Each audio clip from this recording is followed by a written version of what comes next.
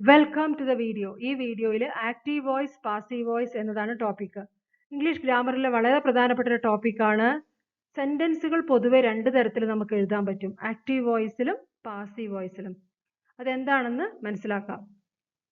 V use an active voice to say what the subject is.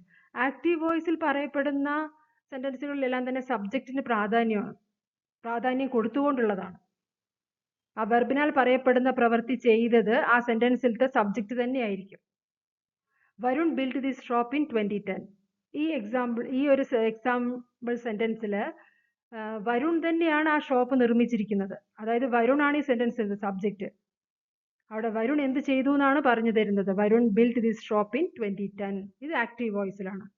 When we express an idea giving importance to the action, we use passive voice. എന്നാൽ ആക്ഷന് പ്രാധാന്യം കൊടുത്തുകൊണ്ടാണ് sentence എങ്കിൽ അത് passive വോയിസിലായിരിക്കും. This shop was build in 2010 by Varun. ഈ shop 2010 നിർമ്മിക്കപ്പെട്ടു. അവിടെ വരുണിന് അത്ര പ്രാധാന്യമില്ല. ഈ ഷോപ്പിനെ കുറിച്ചാണ് പറയുന്നത്, ഈ ആക്ഷനെ കുറിച്ചാണ്. എപ്പോഴാണ് നിർമ്മിച്ചത്? 2010. ഈ കട. ചില അവസരങ്ങളിൽ പാസീവ് വോയിസിൽ ഈ സബ്ജക്റ്റിന് പ്രാധാന്യം ഇല്ലാത്തത് കൊണ്ട് തന്നെ അത് അവോയ്ഡ് ചെയ്തിട്ടും എഴുതാറുണ്ട്.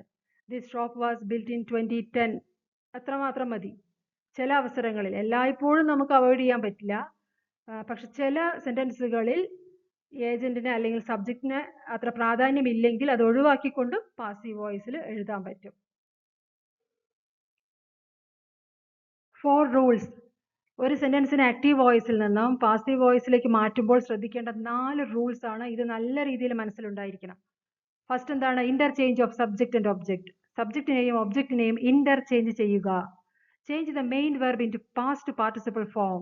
ആക്റ്റീവ് വോയിസിലത്തെ മെയിൻ വെർബിനെ പാസീവ് വോയിസിലേക്ക് എഴുതുമ്പോൾ പാസ്റ്റ് പാർട്ടിസിപ്പിൾ ഫോം ആയിരിക്കണം. ചേഞ്ച് ചെയ്യണം. മെയിൻ വെർബിന്റെ ഏത് ഫോമാണ് ഉപയോഗിക്കേണ്ടത്? V3 എന്ന് പറയുന്ന പാസ്റ്റ് പാർട്ടിസിപ്പിൾ ഫോം ആണ് ഉപയോഗിക്കേണ്ടത് പാസീവ് വോയിസിൽ. Based on the tense add suitable be verb before the main verb. അതുപോലെ തന്നെ ടെൻസ് നോക്കിക്കൊണ്ട് സ്യൂട്ടബിൾ ആയിട്ടുള്ള ബി വെർബ് ഫോം. പ്രസന്റ് ടെൻസിലാണെങ്കിൽ ഏതാണ്? Is, are, am. പാസ്റ്റ് ടെൻസിൽ വാസ് ആൻഡ് വേർ. ഫ്യൂച്ചർ ടെൻസിൽ മോഡൽ വെർബൊക്കെ ഉപയോഗിക്കുമ്പോൾ ബി വെർബ് തന്നെ ഉപയോഗിക്കാം. ബി എന്നുള്ളത് ബി ബേസ് ഫോം ആയിട്ട് ഉപയോഗിക്കാം. അതുപോലെ തന്നെ ആഡ് ദ പ്രിപ്പോസിഷൻ ബൈ എന്നുള്ള പ്രിപ്പോസിഷൻ ഉപയോഗിച്ചുകൊണ്ട് പാസീവ് വോയിസിലത്തെ ഒബ്ജക്റ്റിന് എഴുതുക. പാസീവ് വോയിസിലത്തെ ഒബ്ജക്റ്റ് എന്ന് പറയുന്നത് ആക്റ്റീവ് വോയിസിൽ എന്തായിരിക്കും? സബ്ജക്റ്റ് ആയിരിക്കും. കാരണം interchange the subject and object എന്ന റൂൾ പ്രകാരം. അപ്പൊ ഇതൊക്കെ നല്ല രീതിയിൽ ഓർമ്മിക്കുക. Structure of active voice. എന്താണ് ആക്റ്റീവ് വോയിസിന്റെ സ്ട്രക്ചർ? സബ്ജക്റ്റ് ഉണ്ടാവും, വെർബ് പ്ലസ് ഒബ്ജക്റ്റ്. നിർബന്ധമായിട്ട് ഒബ്ജക്റ്റ് ഉണ്ടാവണം. കാരണം ഒബ്ജക്റ്റ് ഉള്ള സെന്റൻസുകളാണ് പാസീവ് വോയിസിലേക്ക് മാറ്റാൻ പറ്റുക. സബ്ജക്റ്റ് ഡൂയിങ് ദ ആക്ഷൻ എന്നുള്ള തരത്തിലുള്ള സെന്റൻസുകളായിരിക്കും. She writes a letter. We closed the window. They are playing tennis. I have painted the door now. ഇതിലെല്ലാം തന്നെ സബ്ജക്റ്റ് തന്നെയാണ് ആ പ്രവർത്തനം ചെയ്യുന്നത്. ആരാണ് ലെറ്റർ എഴുതിയത്? ഷീ. അത് ആ സെന്റൻസിന്റെ സബ്ജക്റ്റ് ആണ്. I have painted the door. ആരാണ് പെയിന്റ് അടിച്ചത്? ഐ എന്നുള്ള ആ സബ്ജക്റ്റിന്റെ പൊസിഷനിലുള്ള സബ്ജക്റ്റ് തന്നെയാണ് അവിടെ ആ പ്രവർത്തനം ചെയ്യുന്നത് എന്ന് മനസ്സിലാക്കുക. Subject doing the action. അപ്പൊ ഇതേ സെന്റൻസുകളെയൊക്കെ പാസീവ് വോയിസിലേക്ക് മാറ്റുമ്പോൾ സ്ട്രക്ചർ ഓഫ് പാസീവ് വോയിസ് എന്താണ്? ഒബ്ജക്റ്റിനെ ഫസ്റ്റ് എഴുതണം. അത് കഴിഞ്ഞിട്ട് ബി വെർബ് ഫോം വേണം. അതിനുശേഷം മെയിൻ വെർബ് ഏത് ഫോമിലാണ്? Past participle ഫോമിലായിരിക്കണം. ബൈ എന്നുള്ള പ്രിപ്പോസിഷന് ശേഷം ആക്റ്റീവ് വോയിസിലത്തെ സബ്ജക്റ്റിന് എടുത്തെഴുതുക. A letter is written by her എന്നായി മാറി ഷീ റൈറ്റ്സ് എ ലെറ്റർ എന്നുള്ളത്. കാരണം എ ലെറ്റർ എന്നുള്ള ഒബ്ജക്റ്റ് വെച്ച് തുടങ്ങുന്നു, ഈസ് റിട്ടൺ എന്നായി മാറി. കാരണം ബി വെർബ് ഫോം ഏതാണ് അതിൽ അവിടെ ഉപയോഗിക്കുക? ഈസ്. എ ലെറ്റർ എന്നുള്ളത് സിംഗുലർ ആയതുകൊണ്ട്. റിട്ടൺ എന്നുള്ളത് റൈറ്റിന്റെ പാസ്റ്റ് പാർട്ടിസിപ്പിൾ ഫോം. അതിനുശേഷം ഷീന്റെ ഒബ്ജക്റ്റ് പ്രോനൗൺ ഹർ എഴുതുക. The window was closed by us. The window was closed. വിൻഡോയ്ക്ക് സൂട്ടബിൾ ആയിട്ടുള്ള ബി വെർബ് ഏതാണ് പാസ്റ്റ് ടെൻസിൽ? സിംഗുലർ ആയതുകൊണ്ട് വാസ്. ക്ലോസ്ഡ് എന്നുള്ളത് ക്ലോസ് എന്നുള്ളതിന്റെ past participle. Tennis is being played by them. ഇത് നിങ്ങൾ കുറച്ച് നല്ല രീതിയിൽ മനസ്സിലാക്കണം. കാരണം ഇത് കണ്ടിന്യൂസ് ടെൻസുകളെല്ലാം എങ്ങനെയാ മാറ്റുക? ബീയിങ് എന്നുള്ളതാണ് ബി വെർബ് ഫോം. അത് ഓർമ്മിക്കുക. Is being played. Are playing എന്നുള്ളത് ഈസ് ബീയിങ് പ്ലേഡ് എന്നായി മാറി. എന്തുകൊണ്ടാണ് അവിടെ ആർ എന്നുള്ളത്? ദേ എന്നുള്ളത് സബ്ജക്റ്റ് ആയതുകൊണ്ട്. ഇവിടെ ടെന്നീസ് ആണ് സബ്ജക്റ്റ് എന്നുള്ളത് കൊണ്ടാണ് ഈസ് എന്നായത്. The door has been painted now. Have painted എന്നുള്ളത് എന്തായി മാറി? Has been painted. അതെന്തുകൊണ്ട് ഹാസ് എന്ന് വന്നത്? ദ ഡോർ എന്നുള്ളത് സിംഗുലർ ആയതുകൊണ്ട്. അവിടെ ഐ ആയതുകൊണ്ടാണ് ഹാവ് പെയിന്റഡ് എന്നുള്ളത്. The door has been painted now by me എന്നും കൂടി എഴുതാം. Examples active to passive. I don't drink coffee. ഈ നെഗറ്റീവ് സെന്റൻസിനെ എങ്ങനെയാണ് പാസീവ് വോയിസിലേക്ക് മാറ്റുക? എന്ത് വെച്ച് തുടങ്ങണം? Coffee. Coffee is not drunk by me. ഇതാണ് അതിന്റെ പാസീവ് വോയിസ്. കോഫി എന്നുള്ളത് ആയതുകൊണ്ടാണ് ഈസ് എന്നുള്ള ബി വെർബ് ഫോം. പിന്നെ അതിന് ശേഷമാണ് നോട്ട് എന്നുള്ള നെഗറ്റീവ് സെന്റൻസുകൾ ചേർക്കേണ്ടത്. ഈസിന്റെയും മെയിൻ വെർബായ ഡ്രങ്കിന്റെയും. മെയിൻ വെർബ് ഏത് ഫോമിലാണ്? Past participle form. അതിനുശേഷം ബൈ മീ എന്ന് വരാൻ കാരണം ഐ ആണ് സബ്ജക്റ്റ് എന്നുള്ളത് കൊണ്ട് ഒബ്ജക്ട് പ്രൊനൗണിന്റെ സ്ഥാനത്തേക്ക് അത് മീ ആയി മാറി. ഹി ഹാസ് സ്കോർഡ് 50 റൺസ് എന്നുള്ള ഈ സെന്റൻസ് പാസീവ് വോയിസിലേക്ക് മാറ്റുമ്പോൾ 50 റൺസ് എന്നുള്ളത് വെച്ച് വേണം തുടങ്ങാൻ. അപ്പൊ 50 റൺസ് എന്നുള്ളത് കാണിക്കുന്നത് പ്ലൂറലിനെയാണ്. അപ്പൊ അവിടെ എന്ത് വരും? അവിടെ ഹി ആയതുകൊണ്ട് ഹാസ് ചേർത്തു. ഇവിടെ 50 റൺസ് ആയതുകൊണ്ട് have. 50 runs have been scored by him. ഇത് പ്രസന്റ് പെർഫെക്റ്റ് ടെൻസിലുള്ള ഒരു സെന്റൻസ് ആയതുകൊണ്ടാണ് ഹാവ് ബീൻ എന്ന് വന്നത്. ബീൻ എന്നുള്ളതാണ് ഇവിടെ ബി വെർബ് ഫോം. സ്കോർഡ് എന്നുള്ളത് past participle of main verb. Close the door imperative sentence ആണിത്. ഇതെങ്ങനെയാ മാറുക? ലെറ്റ് എന്ന് വേണം ഇതിന് ഉപയോഗിച്ച് തുടങ്ങാൻ. Let the door be closed. Let the door be closed. Let എന്ന് ചേർക്കുക, അതിനുശേഷം ദ ഡോർ എന്ന് ചേർത്തുകൊണ്ട് ബി ക്ലോസ്ഡ് എന്നാക്കി മാറ്റുക. Let the door be closed. Open the door എന്നാണെങ്കിൽ let the door be opened. Please help us. ഇവിടെ please എന്ന് ചേർത്തത് കൊണ്ട് എങ്ങനെയാക്കി മാറ്റണം? യു ആർ റിക്വസ്റ്റഡ് ടു എന്ന് വരും. പ്ലീസ് ഹെൽപ്പ് അസ് എന്നുള്ളത് you are requested to help us. അവിടെ ഹെൽപ്പ് അസിന് അങ്ങനെ എടുത്തെഴുതിയാൽ മതി. You are requested to help us.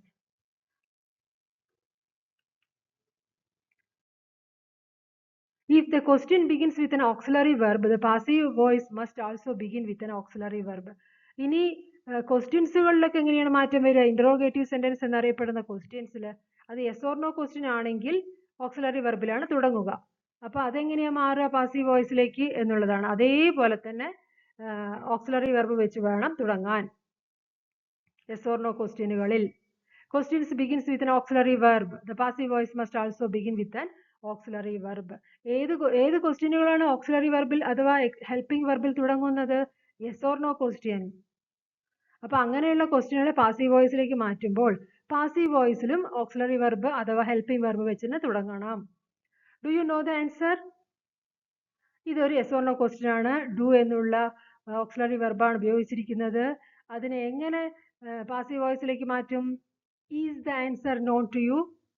ഈ ഡു ഡിഡ് എന്നുള്ളൊക്കെ തുടങ്ങുന്ന ഈ ക്വസ്റ്റ്യനുകളെല്ലാം പാസീവ് വോയിസിലേക്ക് മാറ്റുമ്പോൾ ഡൂവിനെയും ഡിഡിനെയൊക്കെ മാറ്റിയിട്ട് ആ ടെൻസിലുള്ള ബി വെർബ് ഉപയോഗിക്കുക. അവിടെ ഡു എന്നുള്ളത് പ്രസന്റ് ടെൻസ് ആണ്. പ്രസന്റ് ടെൻസിൽ ഈസ് ആർ ആം ആണ് ഉപയോഗിക്കേണ്ടത്. അതിൽ ദ ആൻസർ എന്നുള്ളത് സിംഗുലർ ആയതുകൊണ്ട് is. Is the answer known to you? Is she washing the clothes? ഇവിടെ ക്ലോത്ത്സ് വെച്ച് തുടങ്ങേണ്ടത് കൊണ്ട് ക്ലോത്ത്സ് പ്ലൂറൽ ആയതുകൊണ്ട് ആർ ഉപയോഗിക്കുക. അവിടെ എന്തുകൊണ്ടാണ് ഈസ് ഉപയോഗിച്ചത്? ഷീ ആയതുകൊണ്ടാണ് is she washing the clothes. അപ്പൊ നമ്മൾ പാസീവിലേക്ക് മാറ്റുമ്പോൾ ദ ക്ലോത്ത്സ് വെച്ച് തുടങ്ങണം. Are the clothes being washed by her? Being ചേർക്കാൻ കാരണം എന്താണ്? ഈ ക്വസ്റ്റ്യൻ ഒരു പ്രസന്റ് കണ്ടിന്യൂസ് ടെൻസിലുള്ള ഒരു ക്വസ്റ്റ്യൻ ആണ്. വാഷിംഗ് എന്നുള്ളതാണ് മെയിൻ വെർബ്. അപ്പൊ മെയിൻ വെർബിനെ നമ്മൾക്ക് പാസ്റ്റ് പാർട്ടിസിപ്പിളിലേക്ക് മാറ്റേണ്ടതുണ്ട്. അപ്പൊ ബീയിങ് വാഷ്ഡ് എന്നായി മാറും. Can you drive the car? ഇത് മോഡൽ ഓക്സിലറി ഉപയോഗിച്ച് തുടങ്ങിയിരിക്കുന്നു. Can you drive the car? ഇതിൽ നമ്മൾ എങ്ങനെയാ മാറ്റുക? ക്യാൻ തന്നെ ഉപയോഗിക്കാം. Can the car be driven by you? അങ്ങനെയാണ് അതിന്റെ മാറ്റം. ഇനി will you drive the car ആണെങ്കിലോ will the car be driven by you എന്നാണ് അതിന്റെ passive form. If the question begins with WH question word, the passive voice must begin with the same. ഇനി WH question word ഉപയോഗിച്ചിട്ടാണ് തുടങ്ങിയതെങ്കിലോ passive വോയിസിലും അതേപോലെ WH question word ഉപയോഗിക്കുക. When will you finish the work? ഇത് എങ്ങനെയായി മാറി? When will the work be finished? അവിടെ ബി എന്നുള്ളതാണ് ബി വെർബ് ഫോം. ഓർമ്മിക്കുക, കാരണം അത് ഫ്യൂച്ചർ ടെൻസിനെ കാണിക്കുന്ന ഒരു ക്വസ്റ്റ്യൻ ആണ്. Who broke this glass? ഇവിടെ ഹൂ വെച്ച് തുടങ്ങുന്നവയെല്ലാം ബൈ ഹൂം എന്നാക്കി മാറ്റണം. By whom was this glass broken? എന്തുകൊണ്ടാണ് വാസ് വന്നത്? ഈ ക്വസ്റ്റ്യൻ ടെൻസ് നോക്കുകയാണെങ്കിൽ പാസ്റ്റ് ടെൻസ് ആണ്. Break, broke, broken. പക്ഷെ പാസീവ് വോയിസ് ക്വസ്റ്റ്യനിൽ അത് എന്തായി മാറി? ബ്രോക്കൺ എന്നുള്ള past participle form. By whom was this glass broken? How did they do this job? ഇതും പാസ്റ്റ് ടെൻസിലുള്ളൊരു ക്വസ്റ്റ്യൻ ആണ്. അപ്പോൾ അവിടെ വാസ് ആണ് വരേണ്ടത്. How was this job done by them? ഇതാണ് അതിന്റെ പാസീവ് വോയിസ്. ഡൺ എന്നുള്ളത് മെയിൻ വെർബായ ഡൂവിന്റെ പാസ്റ്റ് പാർട്ടിസിപ്പിൾ ഫോം. ഇനി she gave me A cup of coffee. ഇതൊരു ആക്റ്റീവ് വോയിസ് സെന്റൻസ് ആണെങ്കിലും ഇതിൽ 2 ഒബ്ജക്റ്റ് ഉണ്ട്. അപ്പൊ അങ്ങനെയുള്ള സെന്റൻസുകളും വരും. 2 ഒബ്ജക്റ്റ് ഉള്ള സെന്റൻസ്. അപ്പൊ നമുക്ക് 2 പാസീവ് വോയിസ് സെന്റൻസുകൾ എഴുതാൻ പറ്റും. അതായത് ഡയറക്റ്റ് ഒബ്ജക്റ്റ് വെച്ചിട്ടും ഇൻഡയറക്റ്റ് ഒബ്ജക്റ്റ് വെച്ചിട്ടും. ഏതാണ് direct object? She gave what? A cup of coffee. അതാണ് direct object. To whom? Me. അത് ഇൻഡയറക്റ്റ് ഒബ്ജക്റ്റ്. അപ്പൊ നമുക്ക് ഇൻഡയറക്റ്റ് ഒബ്ജക്റ്റ് വെച്ചിട്ടുള്ള സെന്റൻസ് നോക്കാം. അതാണ് കോമൺ ആയിട്ട് വരാറുള്ളത്. I was given a cup of coffee by her. ഈ മീ എന്നുള്ളത് എന്തായി മാറി? ഐ. സബ്ജക്റ്റിന്റെ സ്ഥാനത്ത് വന്നപ്പോൾ ഐ വാസ് ഗിവൺ. എന്തുകൊണ്ടാണ് വാസ് എന്ന് വന്നത്? ഈ സെന്റൻസ് പാസ്റ്റ് ടെൻസിലുള്ളതാണ്. Gave, give, gave, given. I was given a cup of coffee by her. Her എന്ന് പറയുന്നത് ഷീ എന്നുള്ളതിന്റെ ഒബ്ജക്റ്റ് പ്രൊനൗൺ. ഇനി എ കപ്പ് ഓഫ് കോഫി വെച്ചാണ് തുടങ്ങുന്നതെങ്കിലോ അത് ഡയറക്റ്റ് ഒബ്ജക്റ്റ് ആണ്. അത് വെച്ച് തുടങ്ങുകയാണെങ്കിൽ a cup of coffee was given to me by her. ഇത് അതിന്റെ രണ്ടാമത്തെ പാസീവ് വോയിസ് സെന്റൻസ്. കാരണം 2 ഒബ്ജക്റ്റ് ഉണ്ടെങ്കിൽ 2 സെന്റൻസ് നമുക്ക് ലഭിക്കും. The teacher teachers us science. ഇതും അതുപോലെ 2 ഒബ്ജക്റ്റ് ഉണ്ട്. അസ് എന്നുള്ളത് ഇൻഡയറക്റ്റ് ഒബ്ജക്റ്റും സയൻസ് എന്നുള്ളത് ഡയറക്റ്റ് ഒബ്ജക്റ്റും. The teacher teachers what? Science. Direct object. To whom? Us. അത് ഇൻഡയറക്റ്റ് ഒബ്ജക്റ്റ്. അപ്പൊ എങ്ങനെയാണ്?